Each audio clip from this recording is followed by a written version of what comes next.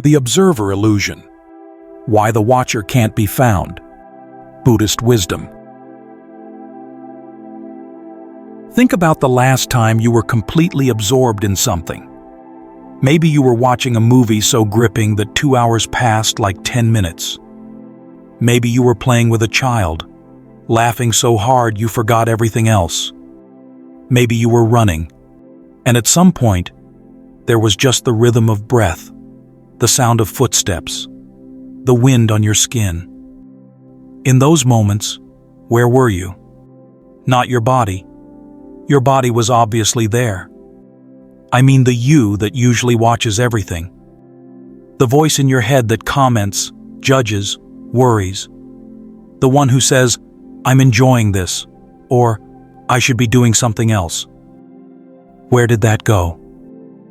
If you look back honestly, you might notice something strange. In those moments of complete absorption, that familiar sense of me watching wasn't there. There was seeing, but no one claiming to see. There was hearing, but no one announcing, "I hear." Just experience happening, pure and direct, without anyone standing behind it, taking ownership. And yet, you weren't unconscious.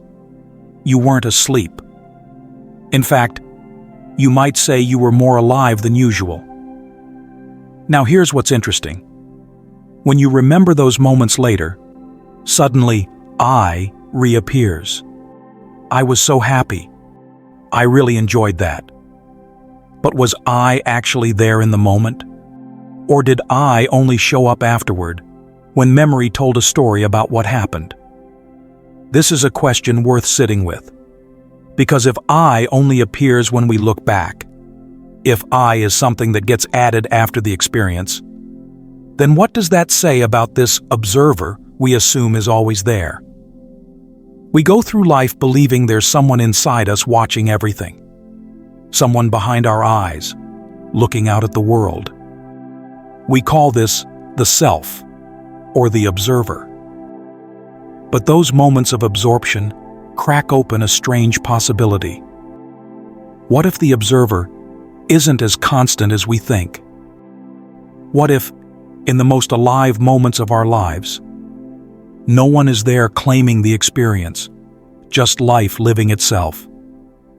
For over 2,600 years, Buddhist practitioners have looked carefully at this question, not as philosophy, but as a doorway to freedom. Because if we understand how the observer gets created, we might understand how much of our suffering gets created along with it. So let's look closer.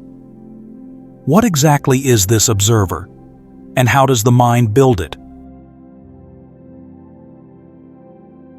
To understand how the observer gets created, we need to slow down and look at something we usually take for granted, the simple act of seeing. Right now you're seeing these words. It feels obvious, natural.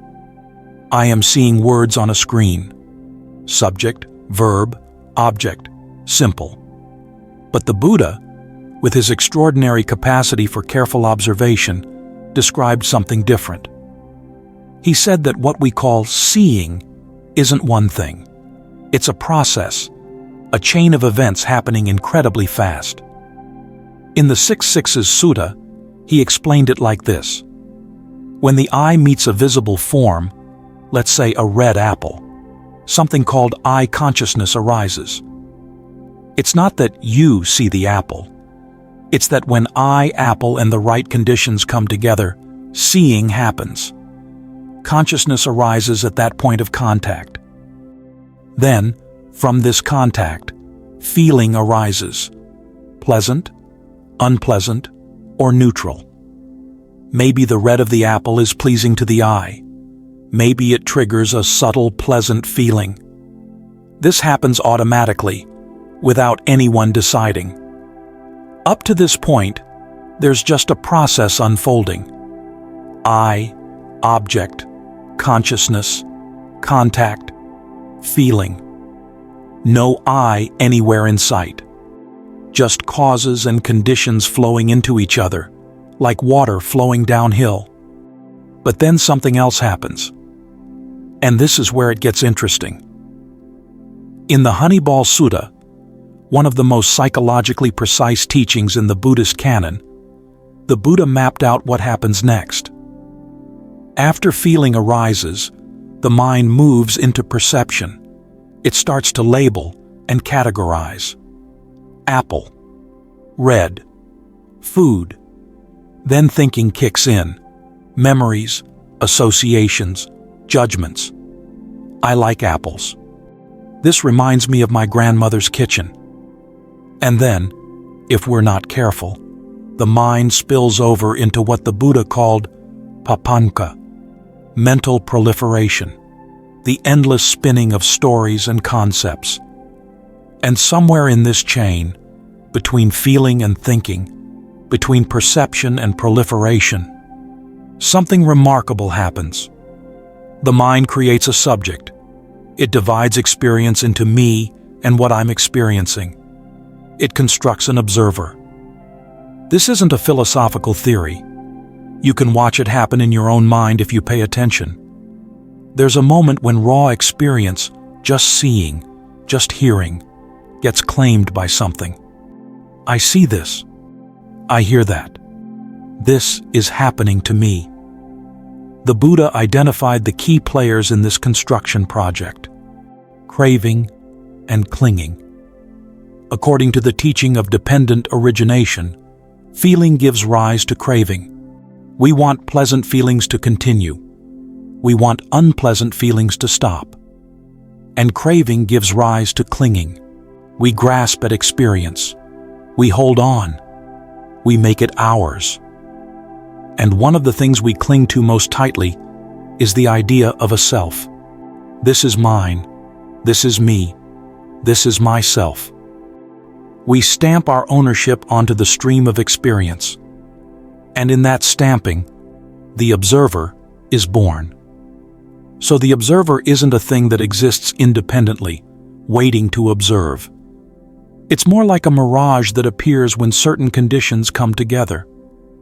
Contact, feeling, perception, craving, clinging. And suddenly there's someone here.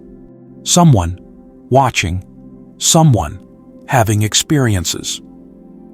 What the Buddha pointed out is this: when we search for this observer within the process, within the I, within the object, within the consciousness that arises, we can't find it as a separate, independent entity. We find only the process itself, one thing leading to another, causes and conditions rolling forward. The sense that I am observing all this is itself part of the flow, not something standing outside, watching from a distance. This might sound like bad news. If the observer can't be found as an independent thing, who am I? But actually, this is where things start to open up. Because if the observer is constructed, if it's built by the mind moment after moment, then maybe we don't have to take it so seriously. Maybe we don't have to defend it, protect it, worry about it so much. Maybe we can start to see it for what it is, a process, not a person. But this raises another question. If the observer is just a construction, then what about awareness itself? Something is clearly aware right now. Something knows that these words are appearing. If that's not the observer, then what is it? Here we arrive at something subtle, something that has puzzled meditators and philosophers for thousands of years. We've seen that the observer, that sense of me watching, is constructed by the mind through a chain of conditions. It's not a fixed thing. It's a process that can be traced, understood, and even seen through. But here's what's strange. Even when we see through the construction, awareness is still happening. Right now, as you take this in, something is knowing. Something is aware of these words, aware of your own thoughts arising in response, aware of the sensations in your body. What is that? If you try to find it, something interesting happens. You turn attention inward, looking for the one who knows. And what do you find? Maybe a sensation in the head, maybe a vague sense of presence somewhere behind the eyes, maybe a thought that says, I am aware. But all of these, the sensation, the sense of presence, the thought, are themselves things being known. They're objects of awareness, not awareness itself. When you look for the knower, you only find more things being known. It's like the eye trying to see itself. The eye can see its reflection in a mirror, but the reflection isn't the eye. The actual eye, the one doing the seeing, is always on the other side, always the subject, never the object. It can never turn around and catch itself in the act. Now here's something crucial that we need to be very careful about. Some spiritual traditions, when they encounter this ungrasped awareness, conclude that it must be an eternal soul, a permanent, unchanging witness that exists forever, separate from the changing world. They call it the true self, the Atman, the immortal observer. But the Buddha saw something different. In examining consciousness, vijnana, the Buddha included it as one of the 5 aggregates, right alongside body, feelings, perceptions, and mental formations. And like all the aggregates, consciousness is impermanent. It arises and passes away, moment to moment, dependent on conditions. The Buddha was very clear about this. In the Mahatmanhasankaya Sutta, he strongly corrected a monk named Sati, who believed consciousness was something that transmigrates unchanged. The Buddha said, "In many ways I have stated consciousness to be dependently arisen, since without conditions there is no arising of consciousness. So the knowing that's happening right now is not an eternal soul looking out from behind your eyes. It's not a permanent witness that will survive the body unchanged. It too is arising and passing, moment by moment. Each moment of consciousness arises when conditions come together, sense organ, object, attention, and ceases when those conditions change. What we call awareness is actually a stream, not a thing. A continuous flow of momentary knowings, each one arising and passing so quickly that it creates the illusion of continuity, like frames in a movie creating the illusion of smooth motion. This is why, when asked directly about the self, the Buddha chose to remain silent. In a famous exchange recorded in the Ananda Sutta, a wanderer named Vacchagotta asked the Buddha, "Is there a self?" The Buddha said nothing. Vacchagotta tried again. "Then is there no self?" Again, silence. Eventually, Vacchagotta left, confused. Later, the Buddha's attendant Ananda asked why he didn't answer. The Buddha explained, "If I had said, 'There is a self,' I would have been siding with those who believe in a permanent, unchanging soul, what he called eternalism. But if I had said, 'There is no self,' I would have been siding with those who believe everything is annihilated at death, that nothing continues. Annihilationism. Both views miss the point. This is crucial to understand. The Buddha didn't teach that there is an eternal self, but he also didn't make a blanket statement that there is no self, because that too becomes a view to cling to and can lead to nihilism or despair. What he taught was something more practical and more subtle. When you examine experience, body, feelings, perceptions, mental formations, consciousness, you cannot find a self that is permanent, independent, and under your control. Everything you can point to and say, "This is me," turns out to be impermanent, conditioned, and not ultimately yours. So what about this awareness, this knowing that seems to be happening right now? Perhaps the most honest thing to say is this: there is knowing happening. But this knowing is not a thing, it's a process. It arises dependent on conditions, and it passes when conditions change. It's not an eternal soul watching from outside. It's part of the flow, part of the arising and passing. And every time we try to grasp this knowing, to make it into my awareness, or the true observer, we only catch more constructions. The knowing itself keeps slipping away, not because it's hiding, but because it's not the kind of thing that can be grasped. It's not a thing at all. It's a happening. This isn't a problem to be solved by thinking harder. It's a pointer. The Buddha didn't give us a theory about the self or no self. He gave us something much more valuable. A practice.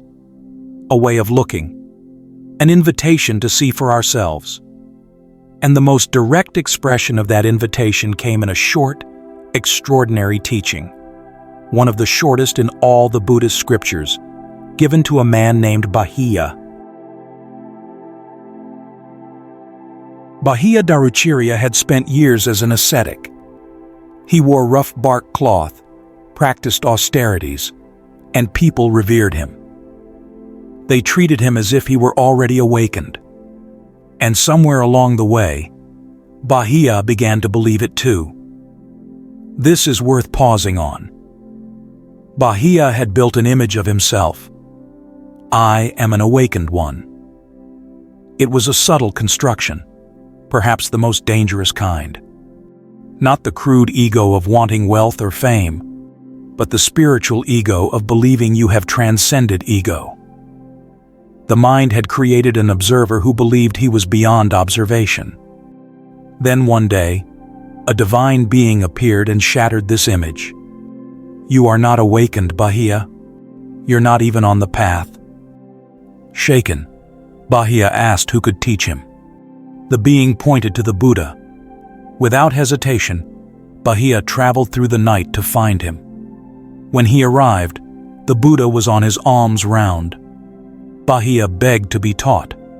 The Buddha declined twice. It wasn't the right moment. But Bahiya insisted, Lord, who knows what might happen? You could die, or I could die. Please, teach me now. The Buddha recognized something in Bahiya. Perhaps that the image had cracked, that Bahiya was finally ready to hear without filtering through, I am the one who understands. So, standing there in the street, the Buddha offered one of the most concentrated teachings ever recorded. Then, Bahiya, you should train yourself thus. In the seen, there will be just the seen. In the heard, just the heard. In the sensed, just the sensed. In the cognized, just the cognized. When for you, in the seen, there is just the seen. Then you will not be by that. When you are not by that, you will not be in that. When you are not in that, you will be neither here nor there nor in between. This, just this, is the end of suffering. According to the text, Bahiya understood immediately. He was fully awakened in that moment. Why this teaching? Why these words for this man? Perhaps because Bahiya's particular trap was the constructed observer itself, the I who believed he was spiritually advanced, the I who watched his own practice and evaluated it. The Buddha's teaching cut directly through all construction. Not you are awakened or you are not awakened. Just, in the seen, only the seen. No one to be awakened. No one to fail at awakening. Just this. What does in the seen, just the seen, actually mean? Let's be careful here. The Buddha isn't making a philosophical claim that there is no one seeing. That would just be another concept to grasp. He's also not saying there is someone seeing. That would be falling back into the construction. He's pointing at something simpler.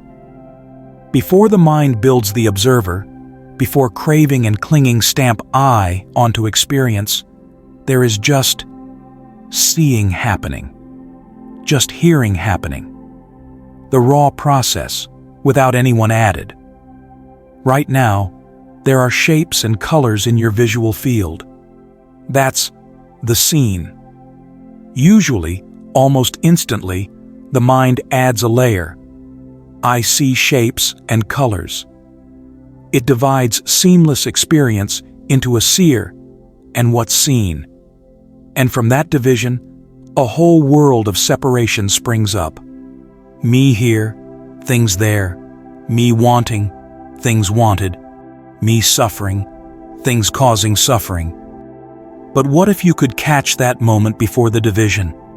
What if you could rest in just seeing without sliding into I am seeing?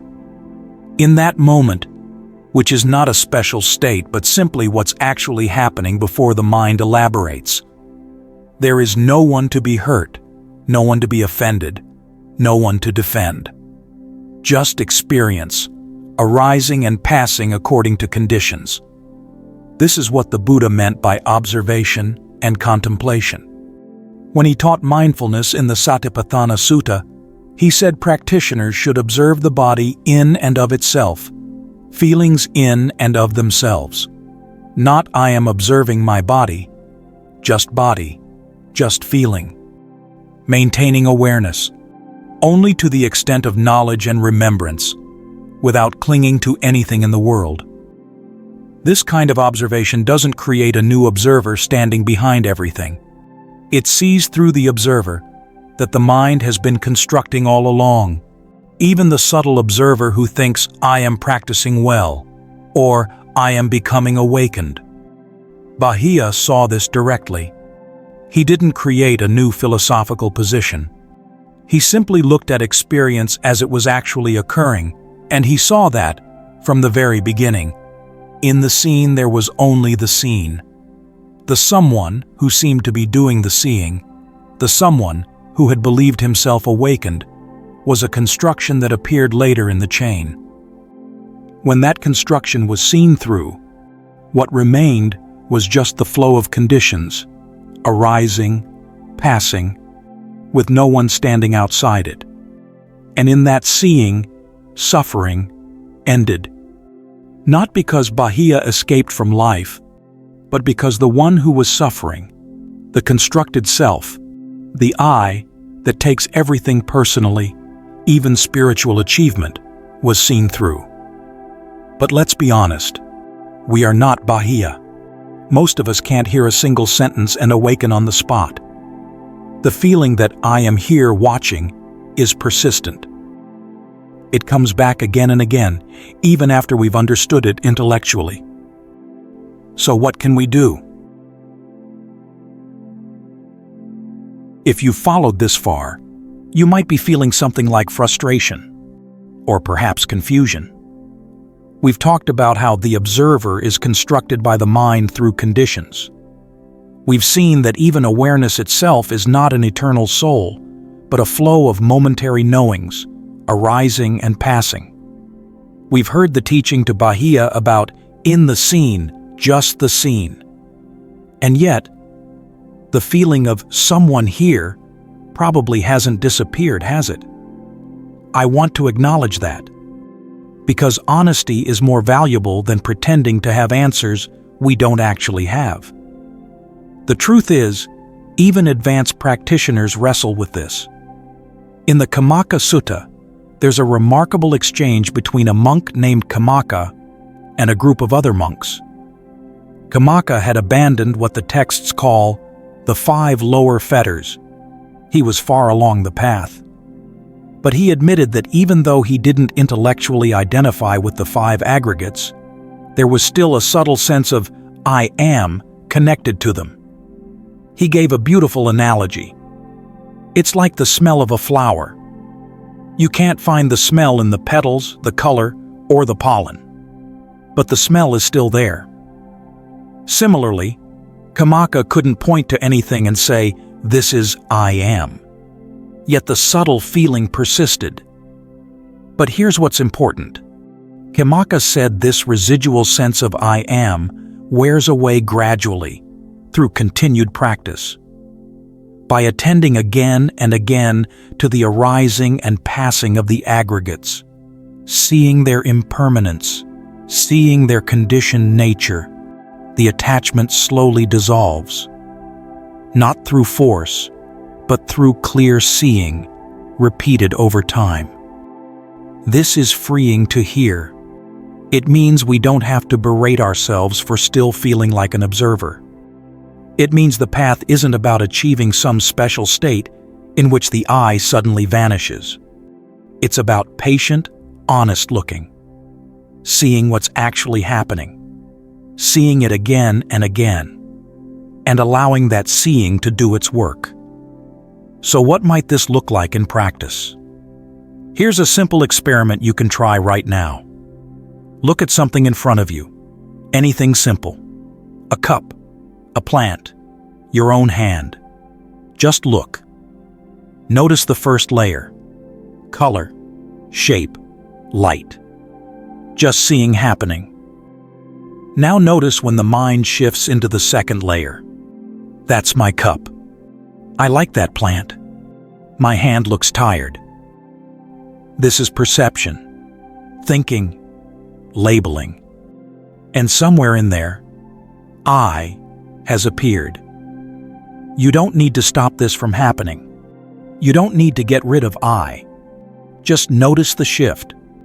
Notice how the second layer gets built on top of the first. Notice how just seeing becomes I am seeing. That's the practice. Not eliminating the observer, but watching how the observer gets created. Over and over, in meditation and in daily life.